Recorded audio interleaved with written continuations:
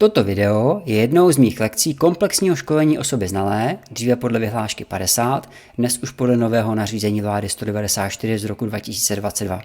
Rozhodl jsem se tuto část o koupelnách zveřejnit, protože jde o zajímavé změny.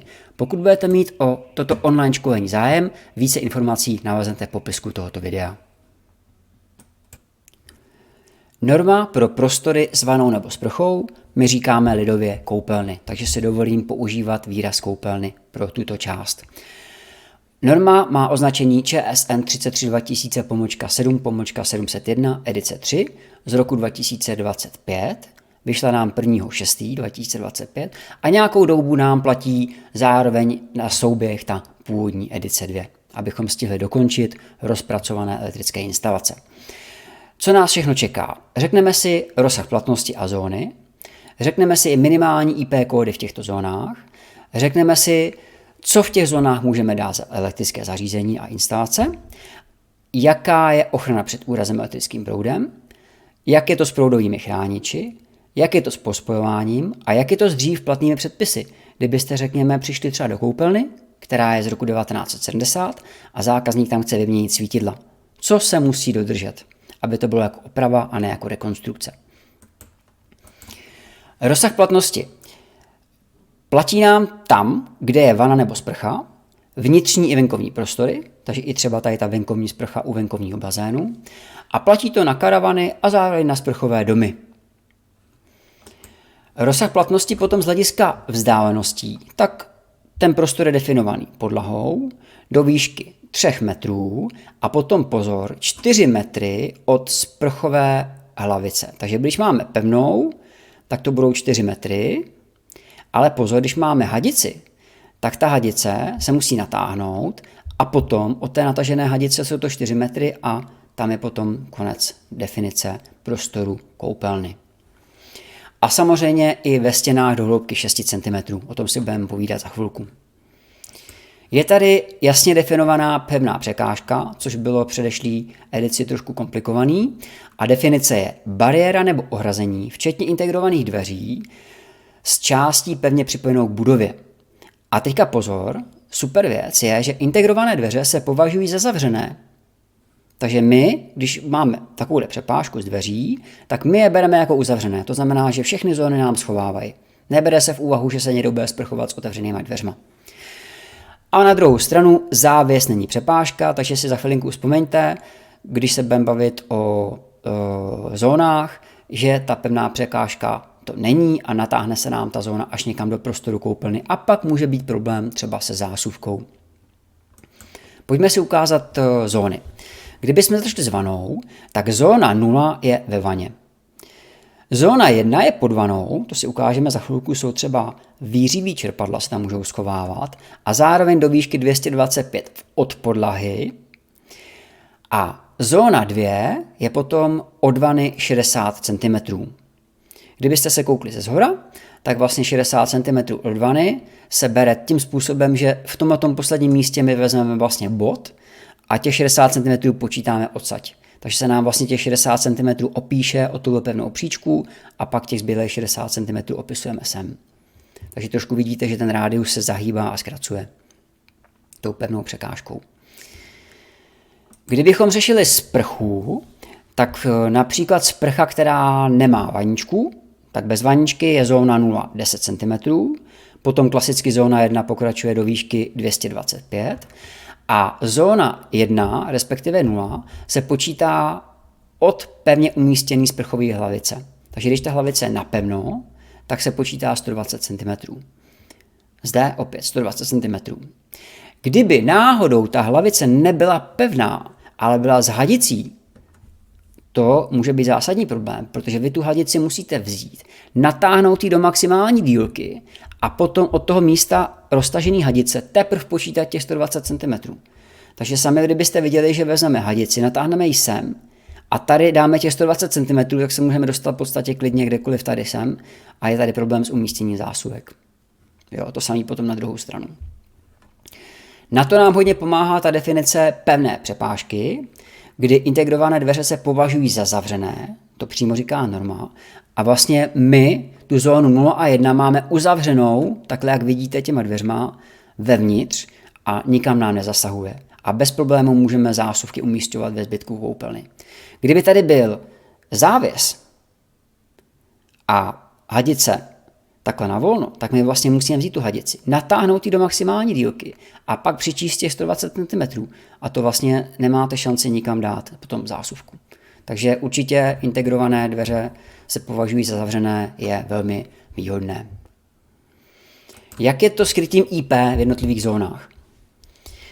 V zóně 0 IPX7, to je v té vaně, v zóně 1 IPX4, to je takhle nad vanou, v zóně 2 IPX4, to je takhle vedle vany.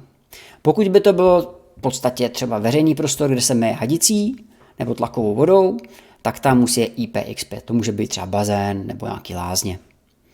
A pojďme se podívat na to, co do těch zón můžeme umístit. V zóně 0 může být pouze trvale připojené zařízení, které je k tomu určené výrobcem a které je na self 12 AC voltů anebo self 30 voltů DC. Řekl bych takový úplně jako asi nejlogičtější příklad bude nějaká bodovka nebo nějaký podvodní světlo, který má krytí, je na 12 voltů příklad a trafo nebo respektive zdroj self má mimo zóny úplně pryč. Tak to je poměrně asi taková reálná možnost. V zóně 1, typický příklad pod vanou, může být zařízení, který je vlastně na těch 12 voltů, AC nebo 60 DC a zdroj musí být mimo zóny, a nebo upevněné pevné elektrické zařízení na 230 V, které je určené výrobcem. Pozor na to, určené výrobcem. A to může být typicky právě to výřivý čerpadlo pro výřivky, který se dává pod ty vany. Takže výrobce určuje, ano, je to určený do zóny 1, můžeme použít. Já tady mám poznámku dříve plynové kotle, protože jsem se historicky setkal s tím, že některý výrobci plynových kotlů dělali kotle a psali do návodů, že jsou určené do zóny 1. Už jsem to dlouho neviděl, ale opravdu dřív se to reálně vyskytovalo. Měli krytí IPX4 a v podstatě bylo možné umístit do zóny 1 nad vanu, ale určitě jako to není nic, co by člověk chtěl běžně potkávat. V zóně 2, to je vlastně zóna těch 60 cm tahle od té vany, tak tam můžeme dát upevněný spotřebič, pozor, upevněný IPX4, trvale připojený. To může být třeba nějaký konkrétně žebříček. A nebo tam můžou být zásuvky na self a pelv, to jsou třeba nějaký 12V nebo 24V zásuvky a zase zdroje těch self pelv mimo zóny. Bohužel nelze umístit zásuvky 230V. Možná bohu dík, ale není možný v podstatě zde 60 cm od vany umístit zásuvku. To nám platí historicky pořád stejně. Tohle asi nemá smysl komentovat, v koupelně jsou zakázaný neuzemněný místní pospojování, nevodivý okolí, zábrana polohou. To by určitě nikoho ani nenapadlo. Pokud byste chtěli řešit elektrické oddělení, tak je to možný, ale podmínka jeden zdroj nebo jedno trafo oddělující pro jedno zařízení anebo jednu zásuvku. Není možný mít víc zásuvek nebo víc zařízení na ten systém elektrického oddělení. Proudový chrániče. Tak tady je jednoznačný požadavek, že veškerý obvody, ať to jsou světla, ať to jsou zásuvky, ať to jsou pevně připojené spotřebiče, všechny musí být vlastně na proudový chránič s unikajícím proudem rozdílovým do 30 mA. Musí být kompatibilní se zátěží AC, Ačko, Fko, Bčko, to v té normě už uvádějí a o této problematice se bavíme v kapitole ochranné prvky, kdy se rozebíráme ty rozdíly a říkáme si, že například na elektronické spotřebiče není vhodný chránič AC. Naopak ten chránič má určitou výjimku a úplně logicky má výjimku na to zařízení, který je napájený elektrickým oddělením anebo je napájený na self a pelv. To můžou být třeba nějaký ty 12V světýlka. Tak logicky tam už chránič není potřeba. A zároveň je potřeba, aby přes proudový chránič bylo vedení, který nám prochází zónama 1 a 2, tady a tady, a není hloub než 6 cm. Takže když to zkusím trošku říct obráceně ještě, pokud by nám tady šel třeba přívodní kabel do bytu a ten přívodní kabel do bytu by byl v podstatě, řekněme, 2-3 cm pod stěnou, tak není možný, aby byl bez chrániče. Musí být na proudovém chrániči. Pokud ho tam potřebujete dostat, tak není jiná možnost, než ho dát hloub než 6 cm. Tím se to víceméně potom vyřeší. Zase logicky vrtačka, vrtání, šroub a třeba nějaká kovový zařízení do koupelny, věšáček, mýdlenka, tak logicky, když navrtáme kabel, může to být dost zásadní problém. S tím elektrickým vedením ještě pokračujeme. V zóně 0 nesmí být žádný elektrický vedení. Samozřejmě výjimka je to, co napájí to zónu 0. To by mohly být třeba ty bodovky v té vaně. Tak logicky tam to vedení musí být. Ostatní vedení přes ty zóny 1, 2 musí být mimo a případně hloub než 6 cm. To už jsme si trošku jako říkali. V té původní normě pozor, tam bylo jenom 5 cm, takže se nám to o 1 cm zvýšilo ta vzdálenost. A pokud nejsme schopní splnit těch 6 cm, že ten kabel bude blíž, bude hnedka pod kachličkou, tak logicky, jak už jsme si říkali, musí být přes proudový chránič, nebo elektrickým oddělením, nebo ten kabel musí být napájen přes self nebo pelv, anebo v uzemněné trubce. Zase opakuju, vrtačka, vrtáme a může nastat komplikace. Na závěr jsme si řekli, že rozebereme dřív platné předpisy a podařilo se mně dohledat předpisy od roku 1970 až do současnosti a řekneme si nejdřív svítidla. Představte si, že přijdete do koupelny a klient po vás chce výměnu svítidla a koupelna je zřízená mezi rokem 1970 až rokem 1990. To znamená podle této normy. Tak tam jednoznačně platilo, že musí být všechny světla pro koupelnu druhé třídy, takže plastový. Neexistuje tam dát světlo první třídy. Pokud jste šli dál, bylo to v roce 1990 až 1997, tak ta druhá třída, plastový světla, byly pouze v zóně 2. Zbytek koupelny se doporučil používat druhou třídu, ale už to nebylo úplně, že musí.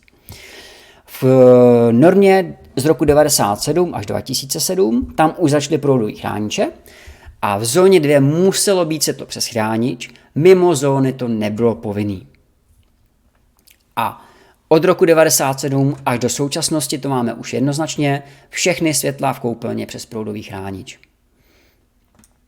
Když se podíváme na poslední snímek, to jsou zásuvky a pospojování, tak kdybychom řešili například koupelnu, tu nejstarší, mezi rokem 70 a 90, tak tam se dělalo pospojování, to znamená spojovali jste vlastně třeba vanu, potrubíkový s kolíkem zásuvky, abyste vlastně snížili rozdíl napětí na 0 i v případě poduchy, tak tam se právě řešilo to pospojování, protože neexistovaly proudové chrániče. A dávala se tam takováhle cedulka, výstraha životu nebezpečnou používat elektrických spotřebičů ve vaně i sát na ně z vany. To bylo na základě požadavku této normy.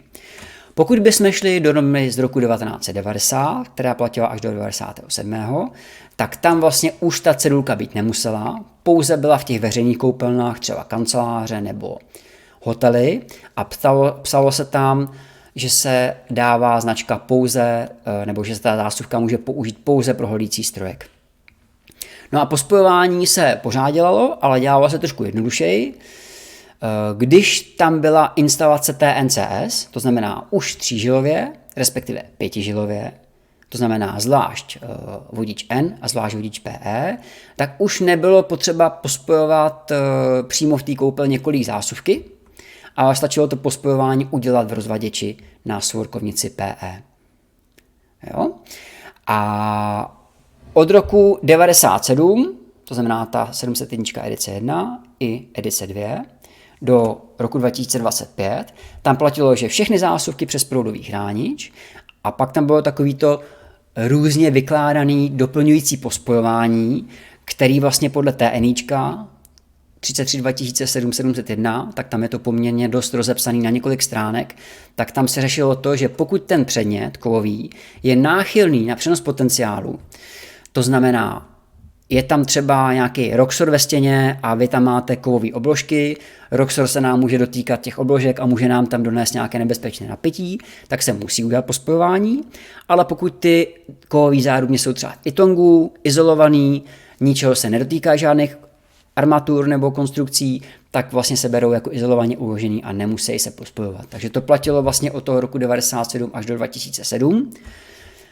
Opakuju, je to rozepsaný v TNI 33 Tam se to hodně řeší. Toto byla ukázka jedné z části mého online školení Osoby znalé.